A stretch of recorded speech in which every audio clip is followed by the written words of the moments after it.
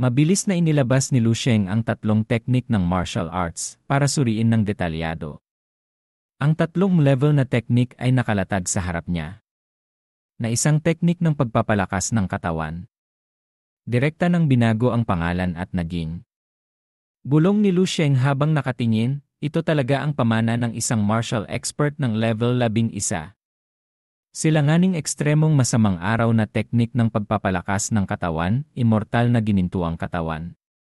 Dati ay pundasyon lamang iyon, ang pinakabasikong bahagi. Ang tunay na core ng pamana ay nagsisimula pa lamang ngayon. Nagliwanag ang mga mata ni Lu Sheng, at maingat niyang ipinagpatuloy ang pagbabasa. Ipinaliwanag ng panimula ng Ben Irhan's Bimeiju na hindi ito isang teknik, kundi isang prinsipyo ng paglampas sa level 7 at level 8. Hindi nagmadali si Lu Sheng at binasa ng maingat. Ang susi sa paglampas sa level 6 patungo sa level 7 ay ang pagbuo ng diwa ng martial arts. Ang essence, energy, at spirit ay pinagsasama para maging isang hurno, at ibinabalik sa katawan na nagiging sanhi ng malaking pag-unlad sa pisikal na lakas. Para naman sa level 7 na paglampas sa level 8, kailangang mas malalim ang pag-unawa. Hindi lamang diwa ng martial arts ang kailangan, kundi kailangang wasakin ng katawan ang mga hadlang sa mga meridian, magpalit anyo ang dugo, maging elixirs, at maging mortal ang tao sa walang hanggang binhi. Ang diwa ng martial arts ay kinondensa tulad ng isang sibat o espada. Dinadaanan ang mga meridian at kinokonekta ang diwa ng kalikasan, na nagiging sanhi ng diwa ng martial arts na tumagos sa bawat pulgada ng laman at dugo sa buong katawan. Ang bawat galaw ay naglalaman ng bakas ng kadakilaan ng langit at lupa, na ang lakas ng pagkawasak ay hindi masukat kung ihahambing sa level 7. Ito rin ang pinakamalaking pagkakaiba sa pagitan ng level 7 at level 8. Ang isang grandmaster ng level 7 ay naglalabas ng diwa ng martial arts na kinondensa sa sarili nilang pag-atake, tulad ng pagdagdag ng sandata sa isang sandata, upang maipakita ang lakas na higit pa sa level 6. Ang isang great grandmaster ng level 8 naman ay inilalagay ang uri ng dagdag na ito sa loob ng sandata, na nagiging sanhi upang ang sandata ay mag-evolve mula sa isang mortal na bagay tungo sa isang banal na sandata. Ang kanilang lakas ay hindi maikukumpara sa level 7.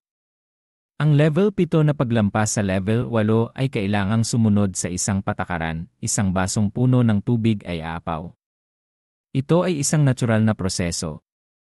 Kailangan mo ring hasain ang iyong pisikal na lakas at diwa ng martial arts sa kanilang limitasyon bago sumulong. Pagkatapos, ang mga meridian ng langit at lupa ay otomatikong magbubukas at magkokonekta. Ang pagkukulang nitong quicksync ng Extreme Dao Martial Hall ay dito. Ang kanyang level 8 ay nakamit sa pamamagitan ng mga secret teknike upang pilitin ito na nagreresulta sa mga depekto sa kanyang pundasyon. Dahil dito, hindi siya maituturing na tunay na Great Grandmaster ng level 8. Naisip ni Lu Sheng ang ideya ng natural breathing technique at ang kalakip na estado ng kawalan na parang nakakatulong sa ganitong uri ng paglampas, ngunit ang antas nito ay bahagyang mas mataas. Sinubukan na ni Lu Sheng ang estado ng kawalan sa Tijiyun Mountain. Maaari itong halos sabihin na isang pinahinang bersyon ng Martial Dao Dharmic Form, ngunit ang Martial Dao Dharmic Form ay isang super divine power ng isang martial saint ng level 9. Kahit na si Lu Sheng ay nakapaglabas ng Divine Force Dharmic Form, wala siyang kahit 1% ng tunay na lakas ng Divine Force Dharmic Form, ngunit nakakatakot na ito.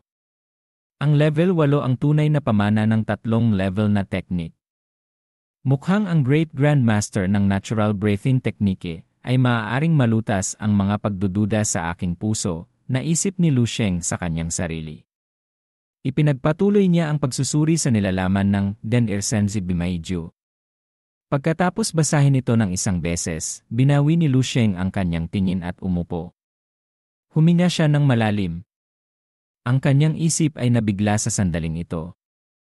Ang tunay na pamana ng Ben Iran Lint Essay ay ang isulong ang konsepto ng immortal cells. Ang paggamit ng ki at dugo para pabalikin ang katawan ay maaaring makamit ang tunay na kaharian ng Den Irsenz Bimei, nawasak ang lahat, ngunit ako ay hindi. Nakakamangha at nakakatakot ito. Sa antas na yun pa lamang ako karapat-dapat na umakyat sa level 8. Ito ang lakas ng katawan na hinahangad ko.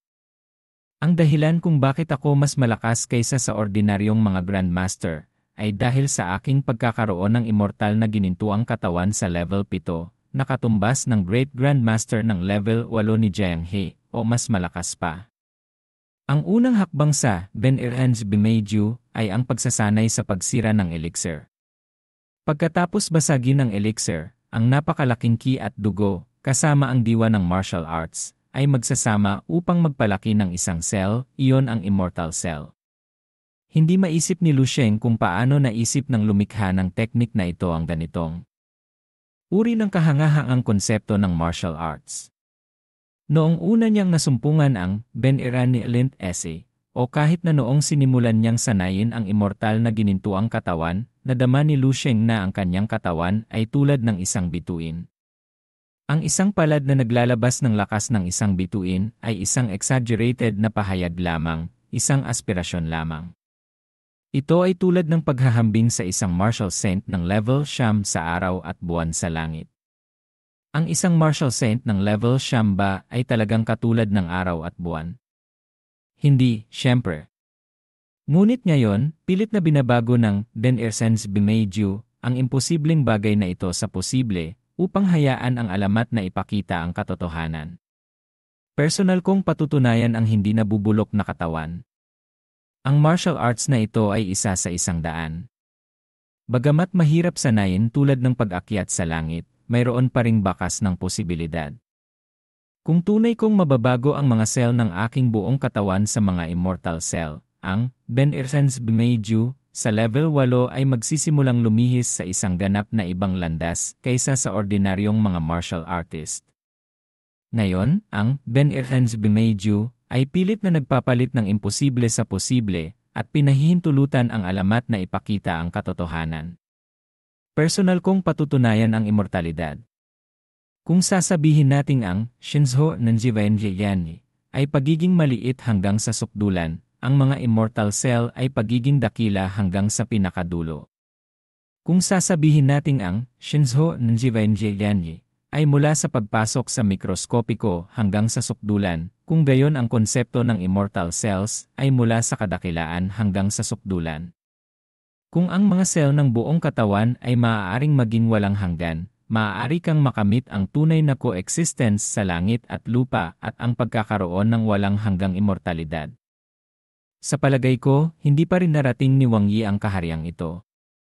Ito ay isang mas napakalaking proyekto kaysa sa Shinzho ng Jiwenjiyan. Ngunit kung gusto kong magawa iyon, gaano karaming mga mapagkukunan ang kailangan ko? Alam ng Diyos. Kahit nalunukin ko ang isang buong planeta, maaaring hindi ito sapat. Bumuntong hininga si Lu Sheng. Basang-basa siya sa malamig na pawis. Sobrang-sobra na ito. Ngunit anuman ang mangyari, ito ay isang walang kapantay na teknik. Kung maglilinang ako ng isang immortal cell, makakatulong ito sa aking katawan na malampasan ang ordinaryong Great Grandmaster.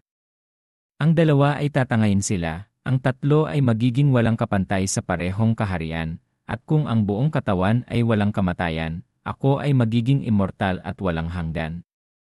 Maingat na binasa ni Lu Sheng ang Great Grandmaster chapter ng Ben Eran Bimeiju ng 12 beses. Pagkatapos kumpirmahin na hindi siya nagkamali sa pag-unawa, sa wakas ay hindi niya mapigilan ang kanyang excitement at nagpa siya na personal na mag-eksperimento. Pagkatapos ng lahat, kahit na magsanay ako ng isang aksidente sa Dreamland, mayroon itong kaunting epekto sa realidad, kaya wala akong dapat ikatakot. Ang pagpapaunlad ng immortal cells at pagsasanay sa immortal na ginintuang katawan ay hindi nagkakasalungatan, determinado si Lu Sheng. Pansamantalang isinantabi ni Lu Sheng ang optical brain at nagsimulang magsanay.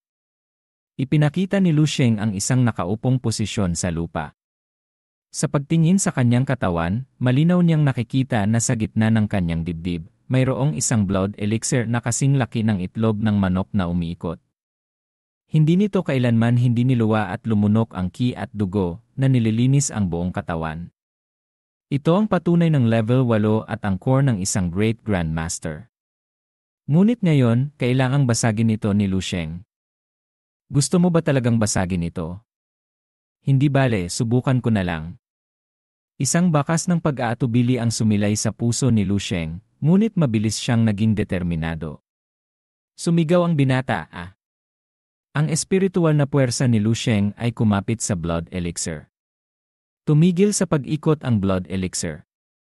Bigla niyang naramdaman na ang ki at dugo ng kanyang buong katawan ay mabagal at nagkaroon ng isang uri ng hindi komportable na pakiramdam na hindi masabi. Ito ay natural na nabuo, ngunit ito ay isang pakiramdam lamang. Ang ki at dugo sa buong katawan ni Lu Sheng ay nagbabaliktad. Ang kanyang gwapo at makinis na mukha ay agad na namula. Isang bakas ng kabangisan ang lumitaw sa kanyang mukha. Ito ang pinakamahalagang hakbang. Basagin. Ang nagbaliktad na blood elixir ay biglang tumigil. Sa susunod na segundo, ito ay biglang nabasag. Sa isang iglap, ang napakalaking ki at dugo na nilalaman ng blood elixir ay dumaloy tulad ng isang embankment na nabasag. Ang ki at dugo ay tulad ng isang dragon sa mga daluyan ng dugo, ngunit lumitaw ng mas malakas, mas masagana, at mas mayabang kaysa noong nakaraan. Sa oras na ito, ang pakinabang ng pagkakaroon ng isang malakas na espiritual na puwersa ay naipakita. Nagbuga ng sariwang dugo ang binata. Ang indisible na espiritual na puwersa ay tulad ng isang malaking lambat. Sa lambat, ang ki at dugo ay tulad ng isang dragon na malayang gumagala sa mga daluyan ng dugo. Ang mga ito ay nakolekta sa pagitan ng kanyang mga kilay. Ang cell na ito ay espesyal na pinili ni Lu Sheng. Ito ay ang pinakamalaki at pinakamalakas. Ang napakalaking ki at dugo, kasama ang diwa ng martial arts ni Lu Sheng, ay itinanim sa loob nito. Sa isang iglap, ang maswerteng cell na ito ay mabilis na lumago. Sa isang segundo, ito ay nakaranas ng baliw na pagbabago ng daan-daang, libo-libong, 10-10 libong, at milyon-milyong beses. Nang umabot sa daan-daang milyong beses ang bilang ng mga pagbabago sa cell na ito, nagdulot ang quantitative na pagbabago ng qualitative na pagbabago. Isang kakaibang liwanag ang nagmula sa loob ng cell. Kasama ang kakaibang liwanag, nabiyak ang pagitan ng mga kilay ni Lu Sheng. Tumingin siya na parang isang hari na bumaba, mataas at makapangyarihan, at nakamamangha. Ang liwanag ay lumakas ng lumakas, naglalabas ng isang kumikinang na ginintuang liwanag. Ang ginintuang kulay na ito ay hindi ang pagpapakita ng diwa ng bituin, ngunit ang kahulugan ng isa pang antas. Kumakatawan ito sa transcendensya, immortalidad at banalidad. Nabuong ang immortal cell. Biglang tumayo si Lu Sheng. Lumitaw siya tulad ng isang multo sa kalye. Mahigpit na kinuyom ng binata ang kanyang kamao, at pagkatapos ay marahas na sumuntok sa dingding ng isang mataas na gusali sa kanyang harapan. Nang suntukin ni Lu Sheng ang kamao na ito, may sumunod na ginintuang liwanag. Kung ikukumpara sa nakaraan nang gamitin niya ang diwa ng bituin at ang kanyang panloob na ki, ang ginintuang kulay na ito ay bahagyang mas maputla, ngunit may higit pang uri ng banal na aura na mataas at makapangyarihan. Pinipigilan ang lahat ng buhay. Nang suntukin ni Lu Sheng ang kanyang kamao, ang ki at dugo sa kanyang katawan ay nag-surge rin ng baliw kasama nito. Sa isang iglap, tumaas ito ng higit sa 10 beses. Namanaag ang immortal cell.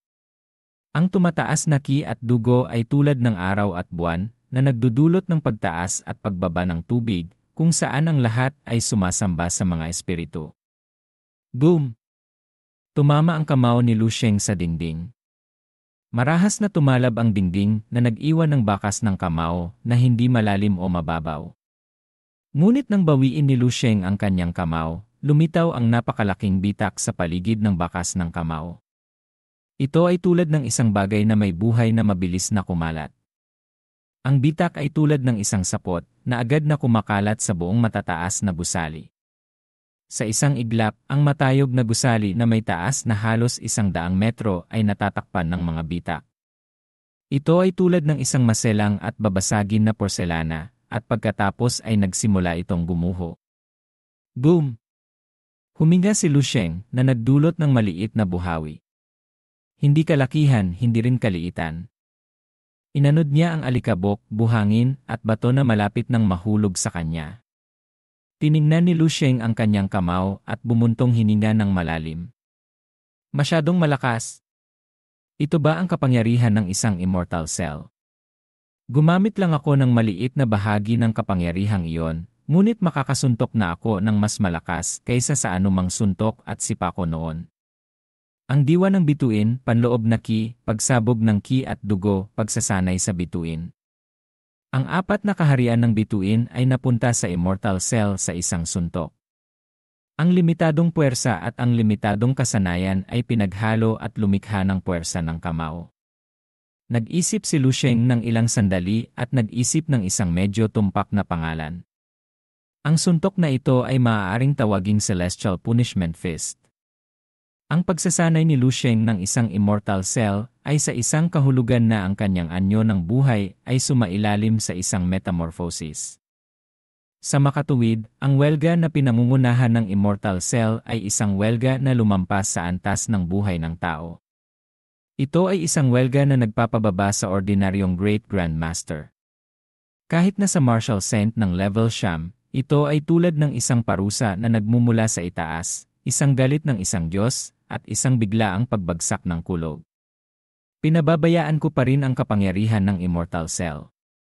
Bagamat tila nawawala ako ng maraming sa mga tuntunin ng ki at dugo at ang aking lakas ay tila umatras, sa isang iglap ng paglaya, ang halaga ng aking pinakamataas na ki at dugo ay 10 beses na mas malakas kaysa sa tungkwiksing na yon. Kahit na si tungkwiksing ay maaari lamang ituring na isang medyo mahinang Great Grandmaster, tinatantya ni Lu Sheng na siya ay 3 o 4 na beses na mas malakas kaysa sa isang ordinaryong Great Grandmaster. Biglang nakakapagod, biglang bumagsak ang binata sa lupa. Hindi niya talaga kayang magkaroon ng kahit na kaunting lakas. Pinagsama ko lang ang isang cell ngayon, bulong ng binata habang nakahiga doon. Ito ay pangunahin dahil sa ang katunayan na ang aking ki at dugo ay naubos. Kailangan kong sumipsip ng higit pang mga mapagkukunan. Agad na. Naisip ng binata ang mga mapagkukunan sa battlefield. Buti na lang at pupunta na ako sa Eastern Military District. Sa mapanganib na battlefield kung saan laganap ang mga kakaibang hayop sa unahan, ang panganib ay katumbas ng kayamanan. Ito ay tamang-tama upang punan ang hindi masusukat na hukay ng immortal cell. Sa pag-iisip tungkol dito, ang isang cell ay napakalakas na. Kung mayroon akong 10 immortal cells, maaari ba akong labanan ang isang martial saint sa level 7? 10 cells ay hindi sapat, kaya paano ang 100 cells o 1,000 cells? Tinataya na kapag mayroon akong 1,000 cells, kailangan ko lamang iunat ang aking kamay upang itaboy ang Extreme Dao Martial Saint. Dahan-dahan, kailangan mong lumakad ng paisa-isa. Huminto ako rito ngayon. Agad na nakatulog ang binata. Hush! Binuksan ni Lu Sheng ang kanyang mga mata at nakita ang puting kisam. Ang sikat ng araw ay tumagos sa bintana at ang isang bahagi nito ay tumama sa mukha ni Lu Sheng na nagdala ng isang bahagyang mainit na pakiramdam. Disyembre na, ngunit hindi na masyadong karaniwan ang ganitong masiglang panahon. Mabilis na bumangon ang binata at tinignan ang orasan. Medyo nagulat si Lu Sheng. Nakatulog siya sa loob ng 12 oras. Inilunsad ng binata ang kanyang pakiramdam ng mabilis upang madama ang lahat ng tao sa kanyang paligid. Naramdaman ng binata na naglalaro ng chess ang kanyang ama, nakikinig ng musika ang kanyang nakababatang kapatid na babae, at nagluluto ang kanyang ina. Sa pagkakita na ang lahat ay normal, medyo kampante si Lu Sheng. Tila hindi napupunta ang mga tao mula sa Extreme Dao Martial Hall. Iyon ay tama. Ang Extreme Dao Martial Saint sa huli ay hindi makikipaglaban ng husto para sa dalawang walang silbi na taong may kaunting kaugnayan. Pagkatapos ng lahat, kailangan din niyang mag-iwan ng kaunting dangal. Nagpunta ang binata upang maghugas ng kanyang mukha at bumaba sa ibaba. Habang naglalakad, bumubulong ang binata nang maalala ang kakaibang babae. Ngunit ang baliw na babaeng si Lian Su ay hindi magiging masunurin, kaya kailangan ko pa ring patayin ang panganib sa duyan. Kailangan kong maghanap ng pagkakataon na pigilan si Lian Su, o mas tumpak, pigilan ang leeg ni Lian Su at ipadala siya kay Haring Yama. Pagdating ni Lu Sheng sa kusina, kumuha siya ng isang steamed bon.